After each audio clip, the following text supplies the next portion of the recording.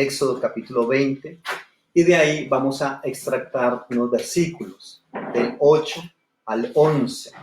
Éxodo 20, del 8 al 11, aquí hay una Biblia, mire por favor. Y vamos a leer, dice así: acuérdate del sábado para santificarlo. 6 días trabajarás y harás toda tu obra, pero el séptimo día es de reposo para el Señor tu Dios. No hagas nada en él, no hagas ninguna obra, tú, ni tu hijo, ni tu hija, ni tu siervo, ni tu criada, ni tu bestia, ni el extranjero que está dentro de tus puertas. Porque en 6 días hizo el Señor los cielos y la tierra, el mar y todas las cosas que en ellos hay, y reposó en el séptimo día. Por tanto, el Señor bendijo el sábado y lo santificó. Vamos a hablar hoy del descanso de nuestro Señor, el Shabbat, el Shabbat. Y quisiera empezar preguntándole o reiterándole lo que ya le pregunté: ¿cómo se siente hoy? ¿Cómo está? ¿Cómo ha estado estos días? ¿Cómo está su vida? ¿Cómo están sus circunstancias? En medio de todo esto que se está viviendo, en medio de todo el terror, en medio de la muerte, en medio de la escasez quizás, ¿cómo está usted? ¿Cómo se siente? Y es un texto bastante importante. Este es uno de lo que llamamos los 10 mandamientos, uno de los textos del decálogo divino. Y nos habla del descanso. El Señor quiere que nosotros trabajemos. El séptimo día, el Shabbat, es un día de descanso. El término Shabbat significa descansar, cesar, reposar, holgar, interrumpir algo, acabar. Y es importante que nosotros entendamos que el Señor quiere que nosotros estemos descansados. Este concepto del Shabbat se puede ver desde varias perspectivas. Hay una perspectiva litúrgica, hay perspectiva económica, hay perspectiva familiar, hay perspectiva individual. El Shabbat se puede ver desde muchísimas perspectivas. Hoy solamente voy a tocar algunos asuntos de grosso modo de este concepto, porque realmente es muy amplio. Y este mandamiento del Shabbat, del sábado, de guardar el día de reposo, va a prescribir un descanso para todas las personas, incluyendo los siervos, incluyendo los animales. Recuerdo mucho en este momento que en Israel, en el Shabbat, los semáforos están intermitentes. Los ascensores de los edificios no funcionan. ¿Por qué van a funcionar si estamos en Shabbat? Así es el asunto. ¿Por qué va a haber carros en la calle si estamos en Shabbat?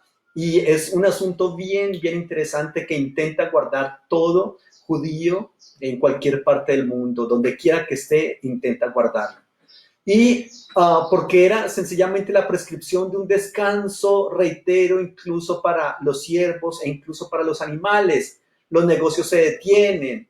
No se podía incluso encender fuego. Eso nos lo dice Éxodo 35:3.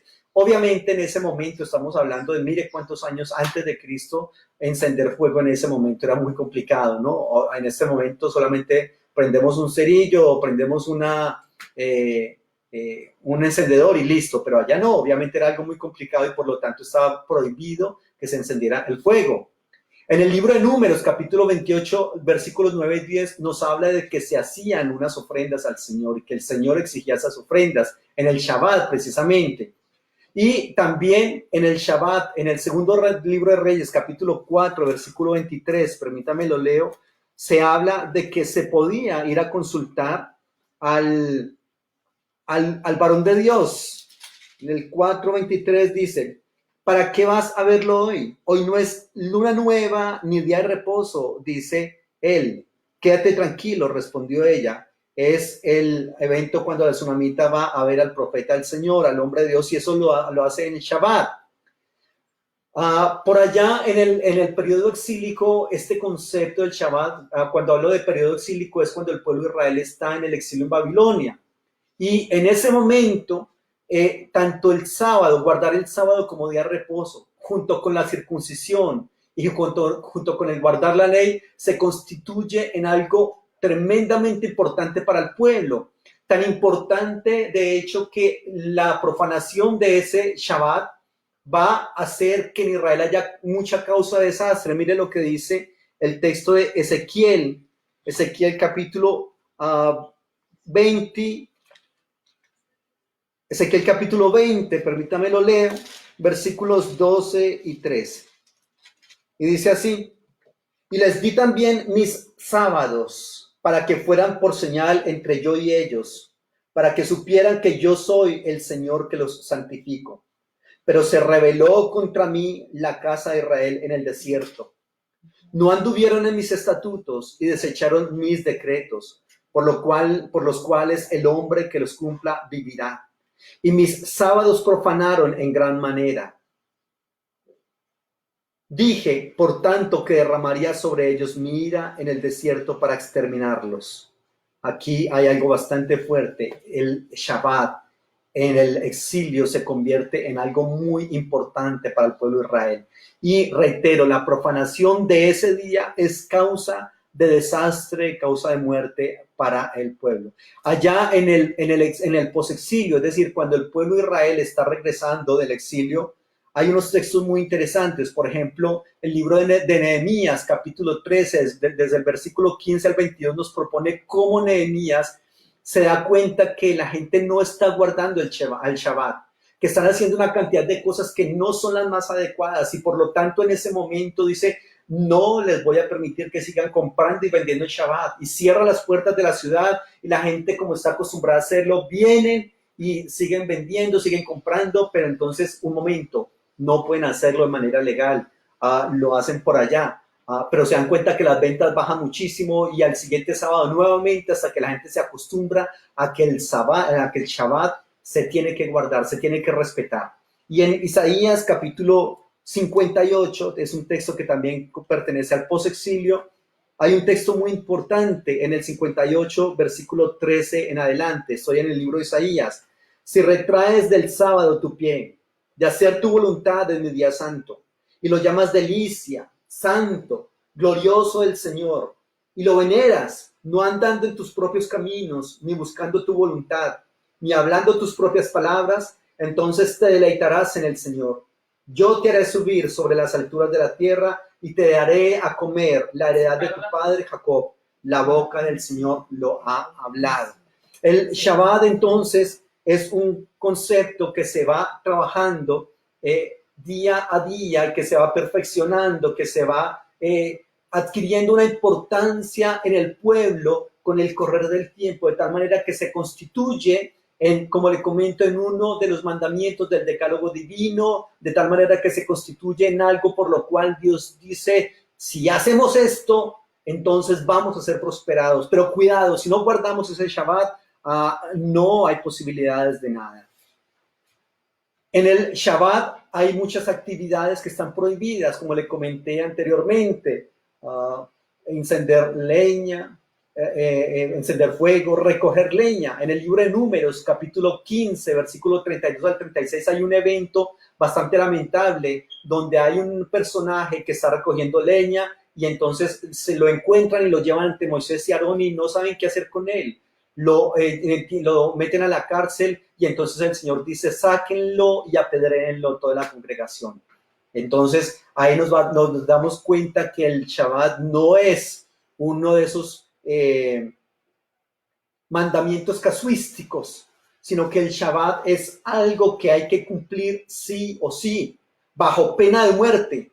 Algo que también estaba prohibido en el Shabbat era preparar los alimentos, o incluso sacar agua, o transportar algunos objetos, ¿correcto? O incluso rescatar a un animal que se había caído en un abismo. Nada de eso se podía hacer en Shabbat. Hasta aquí hablamos del Shabbat desde la perspectiva veterotestamentaria. Reitero que eso se puede hablar desde un concepto del Shabbat como institución económica, como institución litúrgica, como institución familiar, bueno, de muchas maneras, y solamente toco unos pequeños puntos nada más. Hasta acá nuestros hermanos, conocemos un grupo muy importante que son nuestros hermanos adventistas. Ellos están más pegados a observar el Shabbat desde la perspectiva veterotestamentaria, y gracias al Señor por ellos. Que el Señor los bendiga. Ellos guardan el sábado, igual que nuestros hermanos judíos también lo están guardando, guardan el sábado como tal, ¿correcto? Y reitero, desde esa perspectiva están mucho más pegados al texto bíblico veterotestamentario. ¿Por qué razón? Porque en el Antiguo Testamento el día para guardar es el sábado. Pare de contar, ahí no hay una interpretación diferente. ¿Qué pasa con nosotros en el cristianismo? ¿Cómo es que se cambia ese concepto del sábado al domingo? Pues en algunos aspectos porque el Señor plantea muchas situaciones en el sábado. Estamos ya hablando en este caso de Jesucristo.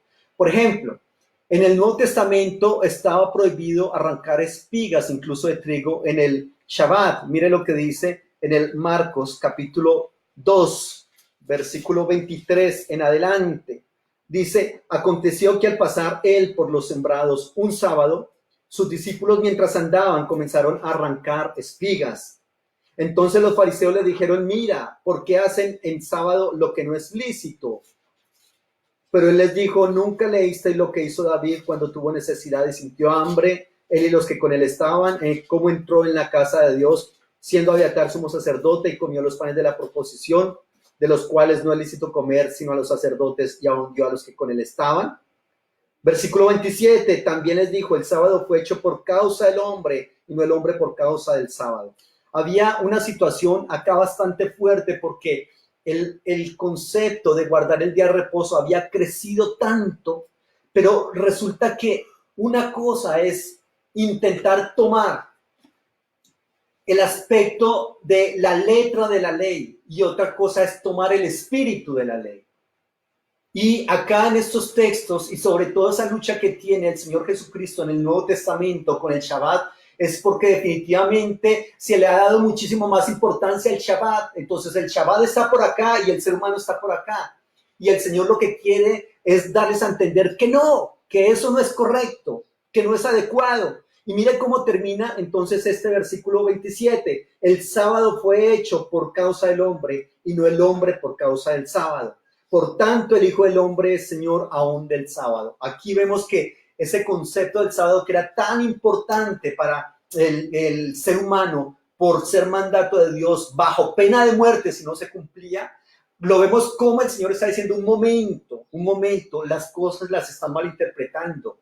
El ser humano es más importante que el sábado. El sábado se hizo por causa del hombre, no el hombre por causa del sábado. Por favor, no perdamos los estribos, es lo que le está diciendo a él. Y por eso muchos de los milagros y muchas de las actividades que el Señor realiza en su ministerio las hace precisamente en sábado para intentar romper eso, esa estructura religiosa que se había construido a partir del Shabbat, del descanso.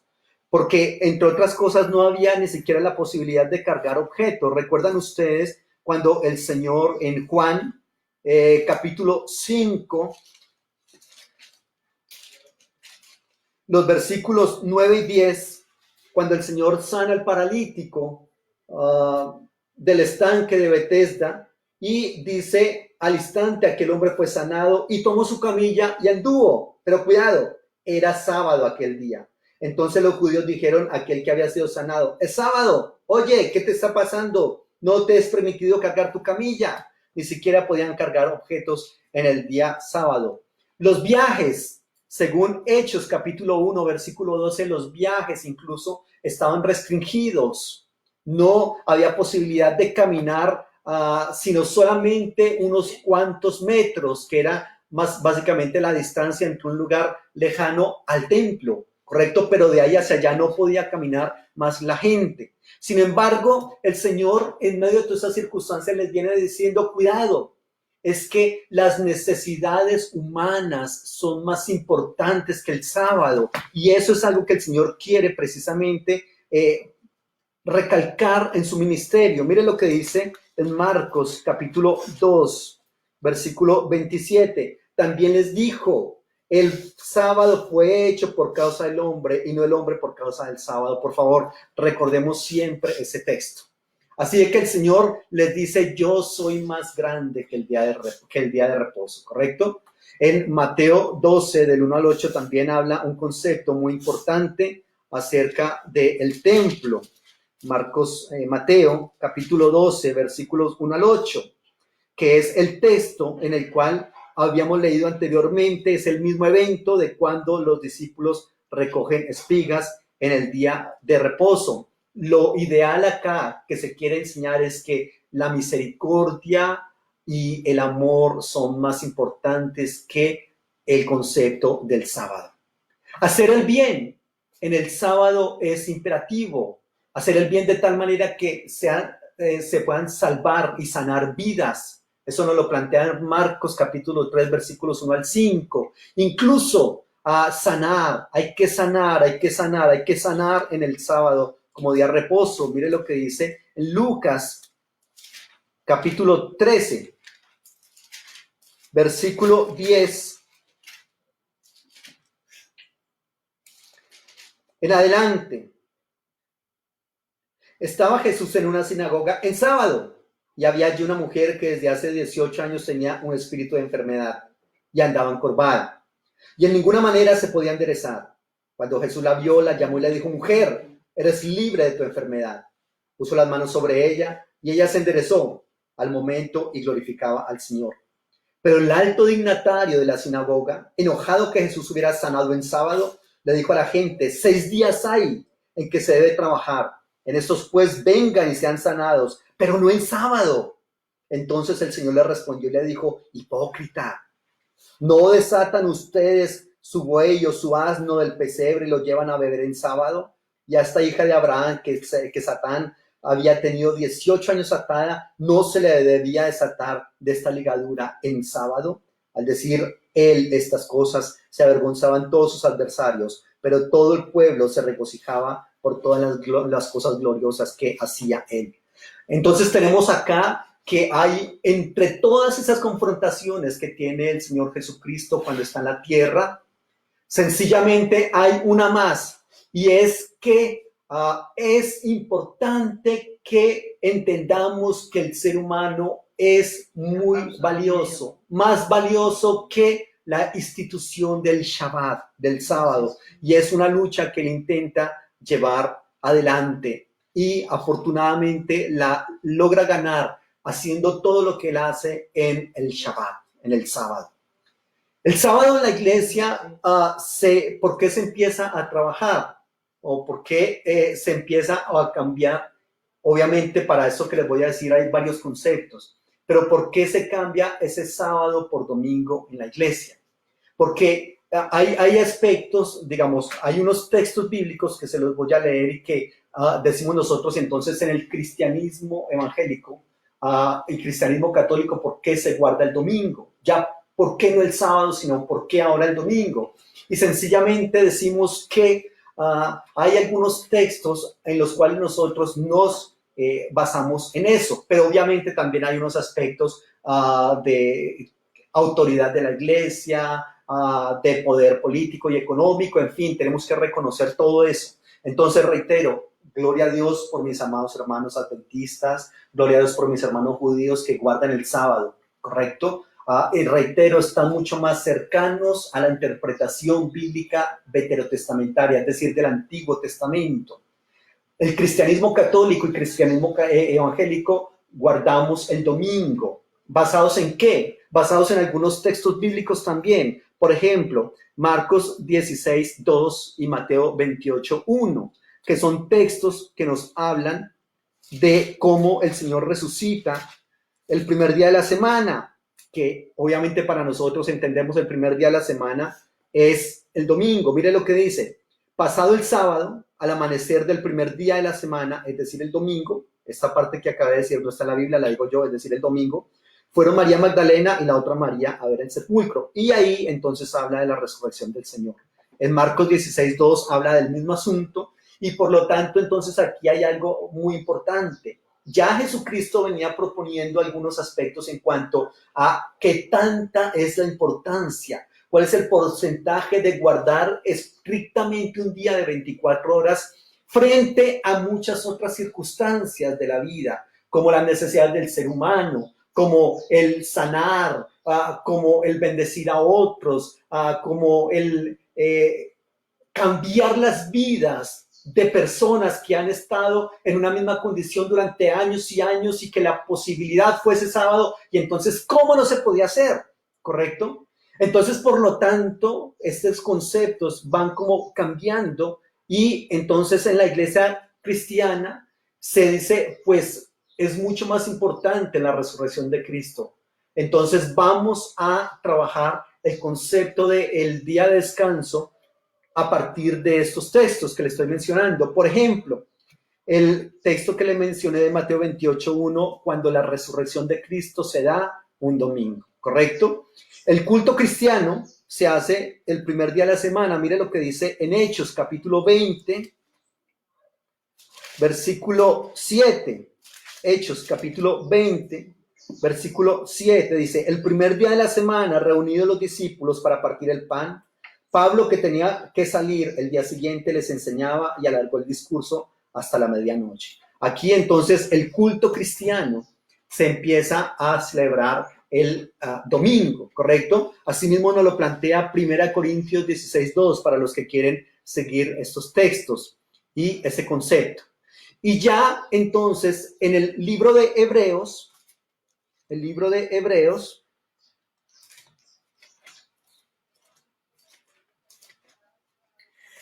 capítulo 3, nos habla de un aspecto muy interesante, porque en el libro de Hebreos ya se plantea cómo el Señor es nuestro reposo.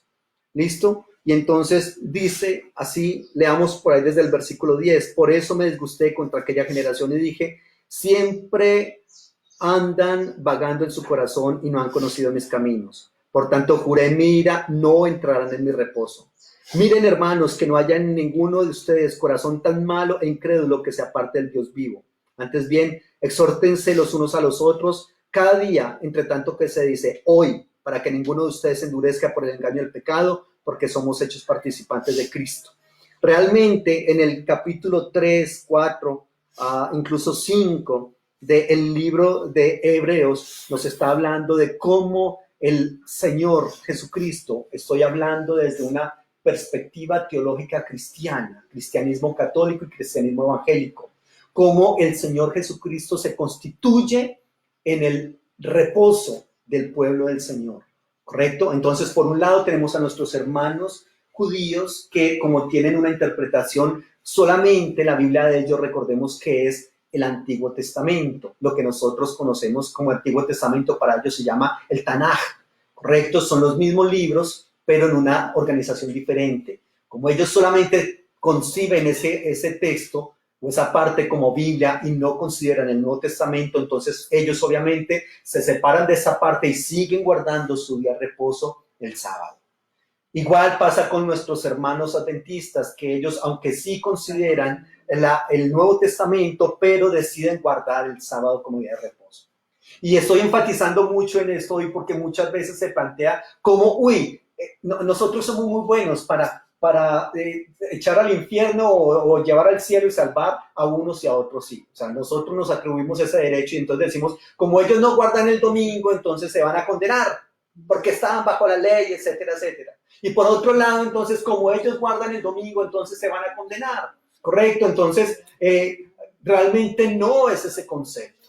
Realmente no es eso. Nosotros no somos los que decimos quién se salva, quién se condena. Es Dios al que definitivamente le corresponde esa perspectiva. ¿Listo?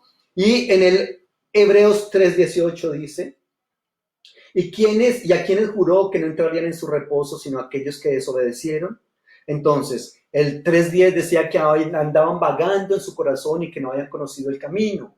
Y en el 3:18 dice, ¿y quiénes no entran en el reposo? Pues sencillamente los desobedientes y los incrédulos. En el 4:1 de Hebreos dice, temamos pues, no sea que permaneciendo aún la promesa de entrar en su reposo, alguno de ustedes parezca no haberlo alcanzado. Y en el 4 dice, no, también a nosotros se nos ha anunciado la buena nueva como a ellos. A ellos de nada les sirvió haber oído la palabra por no ir acompañada de fe en lo que lo oyeron. Y el 4:11 dice, procuremos pues entrar en aquel reposo para que ninguno caiga en semejante ejemplo de desobediencia. ¿Qué está pasando acá? Sencillamente que el concepto de reposo se traslada ahora de un día de 24 horas a una persona que se llama Jesucristo. Reitero, esto es en la teología cristiana, ¿correcto? Es decir, en las creencias del cristianismo. Y por lo tanto, entonces Jesucristo se va a tomar como esa fuente de reposo. Entonces, el día de 24 horas se pasa a una persona que se llama Jesucristo. Y por lo tanto, entrar en Jesucristo o aceptarle a Él como Señor y Salvador, según la doctrina cristiana, es aceptar ese reposo, ¿correcto? Y al aceptar ese reposo, es decir, al aceptar a Jesucristo, entonces ya se pasa o se entra a un estado permanente de reposo. Ya no es un día de 24 horas, ahora es un estado permanente. Y cuando el reposo se constituye en un estado permanente, el día de 24 horas, pues obviamente queda, ¿qué? Descalificado, porque allí era un día de 24 horas, sencillamente viernes de 6 de la tarde, sábado a 6 de la tarde, y cumpliendo algunos aspectos que menciona el texto bíblico para eso. Pero entonces, al aceptar a Cristo como Señor y Salvador, entonces ese día de 24 horas cesa y ahora me convierto se convierte en un reposo permanente, en un estado permanente. Aleluya. Entonces el Señor lo que estaba ofreciendo, y por eso Él hizo tantas cosas en sábado para decir, hey, cuidado, les voy a ofrecer algo. Ustedes hacen o dejan de hacer esto en sábado, pero yo les quiero decir, ¿por qué no lo vivimos permanentemente? Les motiva que lo vivamos permanentemente, lo que se está planteando en el aspecto del Señor Jesús. Y por eso aquí en Hebreos capítulo 3, entonces se presenta al Señor como nuestro reposo. Y debemos aceptarle, dice él, para entrar o estar en un tiempo permanente de reposo. ¿Qué estaba permitido en el día sábado? Por ejemplo, el trabajo de los sacerdotes. Mire lo que dice el libro de Mateo, capítulo 12. Mateo capítulo 12 y leemos desde el versículo 4 en adelante.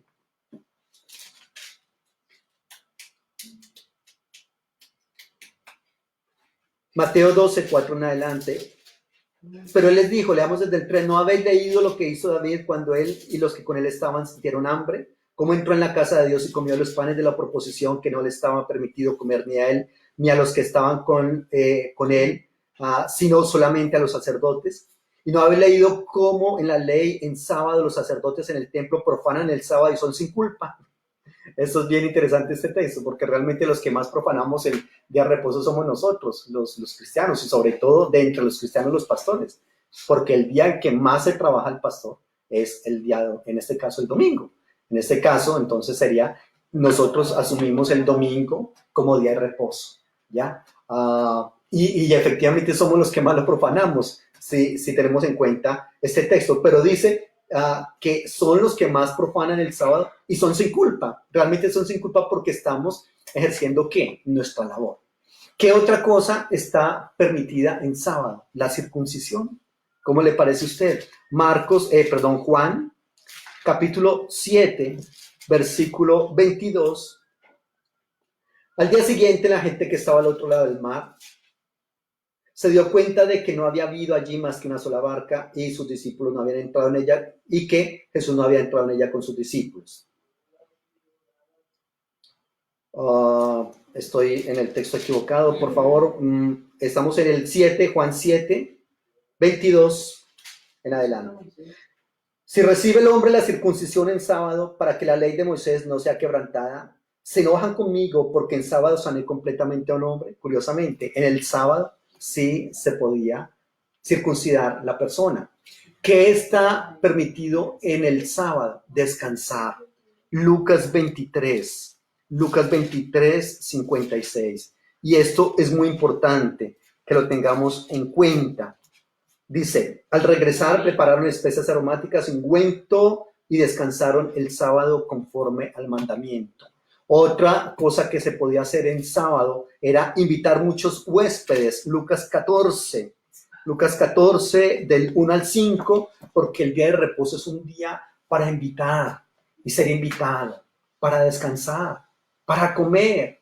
para compartir, ¿correcto? Para leer las escrituras, eso nos dice en Hechos capítulo 13, versículos 14 y 15, y el versículo 27 también. Para realizar cultos, según en Lucas 4, 16, 21. Para hacer una exposición de la escritura, según Hechos 16, 13. Todo eso es lo que se permite en el día de reposo. Y eso es precisamente lo que el Señor quiere que nosotros hagamos permanentemente. Entonces, vamos viendo que era un día de 24 horas, viernes 6 de la tarde, sábado 6 de la tarde, ¿correcto? Y que luego eso creció y se convirtió en una institución tan poderosa en Israel, de tal manera que el ser humano quedó esclavizado al sábado. Y el Señor viene diciendo, cuidado, el sábado es esclavo al ser humano y no viceversa. Y el Señor empieza a hacer muchas cosas en sábado para intentar romper ese tradicionalismo tan fuerte. Y ahora, entonces, en el libro de Hebreos nos está diciendo que el Señor es nuestro reposo y que debemos entrar a Él, ¿correcto? Y que cuando entramos en Él, ese reposo se convierte en un estado permanente, y al ser un estado permanente, el día de 24 horas ya queda entonces eliminado como tal de la perspectiva que se planteaba, ¿correcto? Por ser ahora un estado permanente. ¿Y qué se podía o qué estaba permitido en el día de reposo? El trabajo de los sacerdotes, la circuncisión, pero recuerdo aquel texto que dice, ya no se circuncidan el prepucio de vuestra carne, sino el prepucio de vuestro corazón, ¿correcto? Eso es lo más importante. Descansar en el día de reposo, invitar a huéspedes, dejarse invitar por otros. En el día de reposo, lean las escrituras, pero fíjense que les estoy diciendo que esto es un estado permanente, o sea que en ese estado permanente hay que hacer todo esto que les estoy diciendo, realizar un culto permanente, pero recordemos que un culto no es solamente el acto litúrgico como tal, sino que culto es mucho más amplio para nosotros. Exponer el texto bíblico, entenderlo. De ahí que yo quiera preguntarte en este momento, ¿realmente estás en el reposo del Señor? Desde esa perspectiva, ¿estás en el reposo del Señor? ¿Cómo te está yendo en este momento de tanto terror, de mortandad, de tantas circunstancias que te han sembrado o que nosotros mismos nos hemos sembrado? ¿Cómo está actuando el reposo del Señor? No el de cada 8 días, sino el estado permanente que puedes disfrutar en el Señor. ¿Cómo está actuando en tu vida en este momento? ¿Cómo están tus necesidades? Y si esas necesidades que tú estás intentando solventar son las necesidades realmente vitales o no. Este tiempo nos ha llevado a algo bien importante, y es que nosotros entendamos cómo realmente nosotros tomamos muchos aspectos que son necesidades que realmente no son tan vitales. Y en este momento solamente estamos enfocados en esas necesidades más bien como vitales, ¿correcto? Porque yo te tendría que preguntar, ¿es posible que nosotros hubiésemos convertido los sujetos en objetos y los objetos en sujetos? Sobre todo en esta economía neocapitalista donde todo vale de acuerdo a la ganancia y de acuerdo a la productividad. Y entonces preguntaría yo, ¿es posible que nosotros hubiésemos caído o que hayamos caído en esa trampa de convertir los sujetos en objetos y los objetos en sujetos? Muchas veces vale más el celular que el hijo o el televisor, ¿cierto? Y muchas veces nos enfrentamos más a eso o pasamos más tiempo con esos objetos que con los sujetos. Nosotros podríamos diferenciar nuestras necesidades entre urgentes e importantes en este reposo. Yo le voy a motivar que este tiempo que estamos pasando no lo veamos como ese tiempo en el cual estamos presos en nuestras propias casas. No. Le motivo a que lo tomemos como un reposo permanente. Incluso la tierra está reposando. Incluso los animalitos están saliendo y están tomando territorios que eran de ellos y que nosotros se los habíamos quitado. Diferenciemos entre nuestras necesidades, entre las urgentes y las importantes. Es de que a veces nosotros llevamos una vida y es un desenfreno en el querer, en el tener, en el poseer, en el adquirir, pero bastante lamentable. ¿Qué te hace mover a ti de tal manera que desplazas todo lo demás para lograrlo? ¿Qué es lo que te hace vibrar y qué es lo que te hace vibrar en este momento? ¿A qué le estás dedicando tú la mayor parte de tus pensamientos? ¿A qué le estás dedicando la mayor parte de tu tiempo? ¿Y a qué le estás dedicando la mayor parte de tus recursos? Siempre les digo, respondes esas 3 preguntas y ahí tiene la respuesta de quién es su Dios. ¿De dónde está tu reposo? Porque usted no puede decir, es que Dios es mi Dios. El Señor de la Biblia es Él. Pero si no piensas en Él, si no le dedicas tu tiempo, si no le dedicas tus recursos, ¿cómo vas a decir que ese es tu Dios? Nosotros le dedicamos nuestro tiempo, nuestros pensamientos y recursos a lo que es más importante para nosotros. Pero el Señor realmente quiere que nosotros estemos en su reposo, iglesia. Yo le invito a que usted repose en el Señor hoy. Que repose totalmente en Él. Que repose en Dios. Es muy posible que nosotros todo este tiempo hubiésemos estado llevando muchas circunstancias que no eran las más adecuadas para nosotros, que no eran las más adecuadas para el Señor. No se trata de guardar un día ya de 24 horas. Discúlpeme, no le botaría corriente a eso. De nada serviría que tú estés un día de 24 horas, sea el domingo, sea el sábado, sea el viernes, que el día el viernes es el reposo de los musulmanes. De nada serviría que sea un día 24 horas si cuando termina ese día tú nuevamente empiezas con ese productivismo, con ese estrés, con esa carga tan inmensa. Porque tienes que producir, porque tienes que dar, porque tienes que adquirir, porque tienes que poseer, porque tienes que ser una persona muy importante, y para ser una persona importante entonces necesariamente tiene que ser una persona muy ocupada. Realmente no tiene que ser así. Es importante que este tiempo sea un tiempo de reposo. El reposo debe ser un estado permanente. Si no es así, hay que solucionarlo. Entra en el reposo del Señor. El Señor del Antiguo Testamento, el Señor del Nuevo Testamento, el Señor de la historia nos está llamando a un reposo permanente. Relájese, viva tranquilo, viva en paz. No podemos cambiar ni uno solo de nuestros cabellos. No podemos añadir un codo a nuestra estatura, dice el texto bíblico. Entonces, ¿para qué nos cargamos? Aquellas cosas por las cuales nosotros luchábamos antes de todo esto, ¿realmente qué valor tiene? ¿Y qué valor le estabas dando en tu vida? Eso tenemos que analizarlo para entender que no necesariamente íbamos por un buen camino. Aquellas cosas que el Señor quiere que nosotros hagamos en Shabbat, esas son las que son importantes. Descanse, relájese. ¿Por qué vivir una vida de estrés, una vida de angustia? ¿Contra quién estás compitiendo? ¿A quién tienes que demostrarle? Al único que le tenemos que demostrar es a Dios. Claro, tenemos que hacer nuestro trabajo con calidad. Tenemos que desempeñar nuestras actividades con calidad. Pero es a Dios al que tenemos que demostrarle quiénes somos.